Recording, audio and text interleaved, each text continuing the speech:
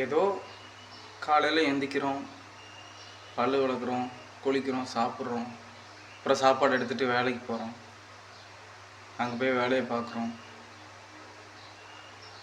அடுத்த வேலை முடிஞ்சு வாரோம். ஒரு மனசுக்குள்ள ஒரு நிம்மதியே இல்லை. அதுக்கப்புறமா இந்த பைபிள்னு ஒரு புக் இருக்குது. அதை எடுத்து வச்சுட்டு உட்காரும்போது, அதை படிக்கும்போது மனசுக்குள்ள ஒரு சந்தோஷம். வேலையில் கிடைக்காத சந்தோஷம், குடும்பத்தில் கிடைக்காத ஒரு சந்தோஷம், உங்களுடைய பெற்றோர்கிட்டயோ உங்கள் மனைவிக்கிட்டேயோ யாருக்கிட்டையும் கிடைக்காத ஒரு சந்தோஷம். அந்த பைபிள் புக்கை எடுத்து படிக்கும்போது ஒரு நிம்மதி மனசுக்குள்ள கிடைக்குது.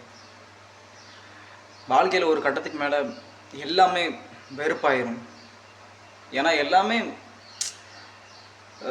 உங்களை என்ன சொல்கிறது, எல்லாமே கம்ப்ளீட்டாக கடைசி ஒரு நிமிஷத்தில் அது உங்களுக்கு கண்டிப்பாக வெறுப்பாக தான் ஆகும்.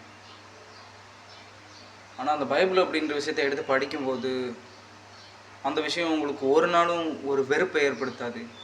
பைபிள் படிக்க படிக்க உங்களுக்கு அதிகமாக அதை படிக்கணும், தேடணும் அப்படின்னு தான் உங்களுக்கு தோணும்.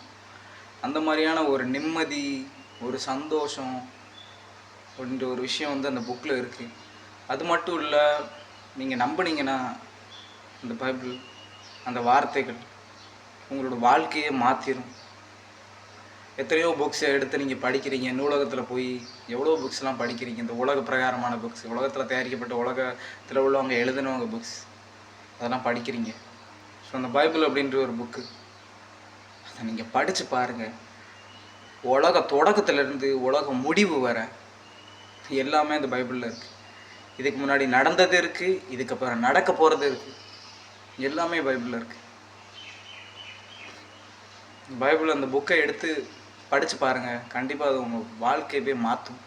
வாழ்க்கையை மாற்றக்கூடிய ஒரு புக்குனா பைபிள் தான். அந்த உலகத்தில் இருக்க புக்கு, எல்லா புக்கை விட தலை சிறந்த புக்குனா நான் அதை தான் சொல்லுவேன்.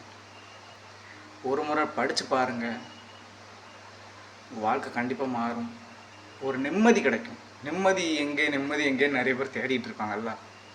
ஸோ நிம்மதி இங்கே எடுத்து படிங்க. வாழ்க்கையில் சந்தோஷமாக நிம்மதியாக இருங்க. இயேசு கிறிஸ்து யாருன்னு தெரிஞ்சுக்கோங்க.